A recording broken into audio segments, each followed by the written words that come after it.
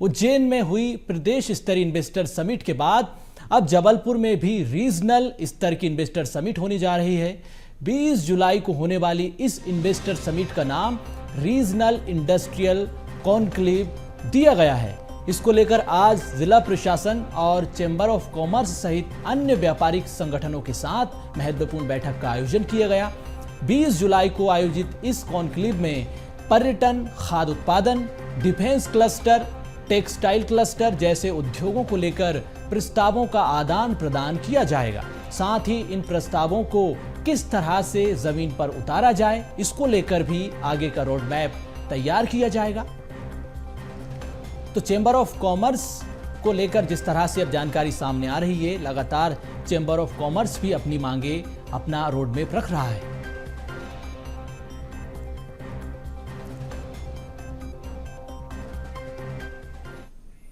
Regional industrial conclave Jabalpur में आयोजित किया जा रहा है और इसमें एमएसएमई सेक्टर के अलावा मीडियम एंटरप्राइजेस, लार्ज एंटरप्राइजेस भी रहेंगी।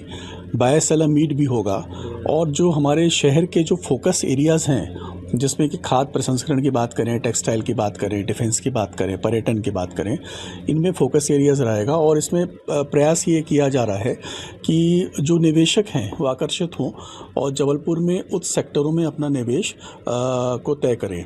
इसमें प्रेजेंटेशंस रहेंगे जबलपुर के बारे में, सेक्टोरल प्रेजेंटेशंस होंगे। एक दिन का ये जो इवेंट है, प्रदेश के मुख्यमंत्री जी का पूरा दिन भर इसमें एक उपस्थिति रहेगी और विभिन्न विभागों के उच्च अधिकारी जो भोपाल से आएंगे, इंदौर से आएंगे, वो यहाँ उपस्थित होंगे।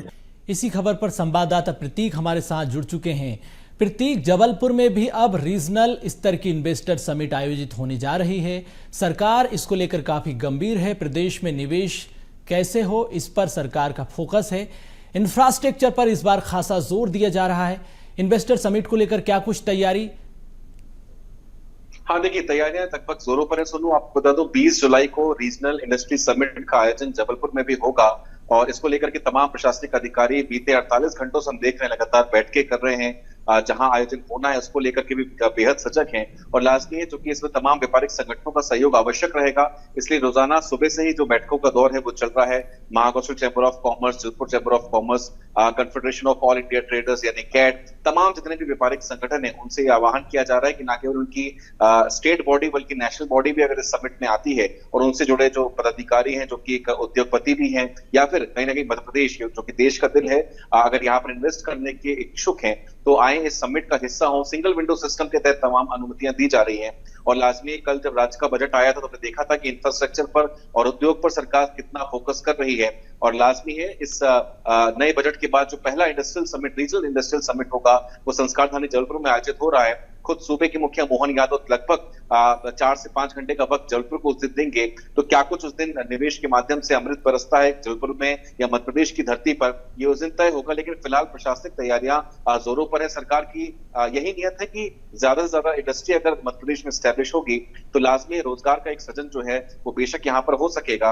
और उद्योग के लिहाज से बहुत कुछ है, यानी इस बात को बार बार चाहे जो भी सरकार मध्य प्रदेश में रही हो और भौतिक रूप से भी तमाम जितने भी व्यापारिक संगठन है वो इस बात को कहते हैं कि न केवल पर्यटन बल्कि टेक्सटाइल का एक बड़ा हब जो है महाकौशल हो सकता है। लाजमी यहाँ से कई जो प्रोडक्ट हैं वो साउथ भी जाते हैं, विदेश भी जाते हैं, टेक्सटाइल के लिहाज से, पर्यटन के लिहाज से। इवन हम ये भी कह सकते हैं कि जो डिफेंस का क्लस्टर है उसका भी एक बड़ा हब जबलपुर कहा जा सकता है, क्योंकि तमाम जितने भी आयुध निर्माणी है वो भी जबलपुर में मौजूद है। तो इन तमाम क्षेत्रों पर फोकस किया जाएगा, लाजमी है। लेकिन सबसे महत्वपूर्ण बात जो हर उद्योगपति उठा रहा है कि तमाम जो भी घोषणाएं होती है या समिट को लेकर सिग्नेचर्स होते हैं उसे धरातल पर भी उतारा जाए तो बेहतर हो सकेगा। बिल्कुल प्रतीक, बुनियादी सुविधाएं, बुनियादी इंफ्रास्ट्रक्चर कैसे मजबूत हो, इस दिशा में सरकार लगातार काम कर रही। निवेशकों को लुभाने की तमाम कोशिशें की जा रही हैं।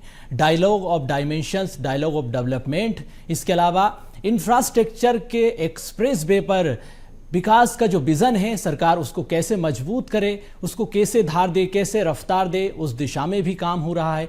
अब जो इन्वेस्टर्स हैं उनके लिए सड़क, पानी, बिजली, इसके अलावा जो बुनियादी सुविधाएं होती हैं, चाहे वो ज़मीन का मसला हो, बिजली का मसला हो, इस दिशा में भी सरकार काम कर रही है। इस दिशा में भी सरकार इन्वेस्टर से बातचीत कर रही है। हाँ देखिए, बिल्कुल लाजमी कोई भी इन्वेस्टर तभी मोहित होगा जब उन्हें इन तमाम जो माकूल सुविधाएं या जरूरी सुविधाएं होती हैं जब उसे उपलब्ध होंगी, तभी वो आकर्षित भी होता है। और जबलपुर न केवल जबलपुर बल्कि आसपास का एक कटनी एक बड़ा खनिज इलाका है, आपको बता दूं सोनू। तो जबलपुर इसलिए एपिसेंटर अच्छा हो सकता है किसी भी उद्योगपति के लिए, क्योंकि उसे पूरा महाकौशल का कहीं ना कहीं एक केंद्र मिल जाता है मध्य प्रदेश के लिहाज से और पूरे देश के लिहाज से भी। अगर बात करें लॉजिस्टिक हब के रूप में, तो वो भी एक बड़ा विकास यहाँ पर एक विकसित रूप जो है ले सकता है। तो इन तमाम सेक्टर्स पर सरकार का फोकस है, जो कि उसने सड़क, बिजली, पानी देने का जो दावा किया है वो धरातल पर उतार ही दिया।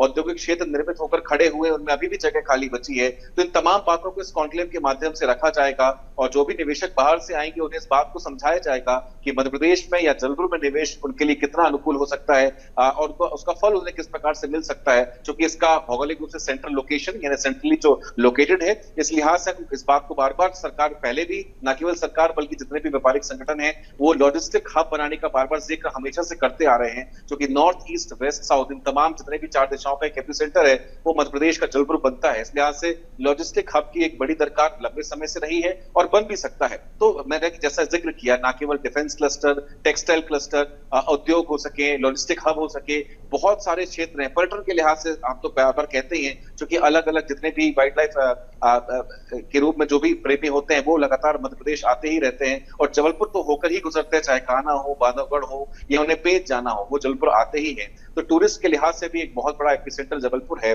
और इस इन्वेस्टर समिट में इन तमाम बिंदुओं को रखा जाएगा। देखना होगा कि इस इन्वेस्टर समिट के क्या कुछ अनुकूल परिणाम जो है सामने आते हैं।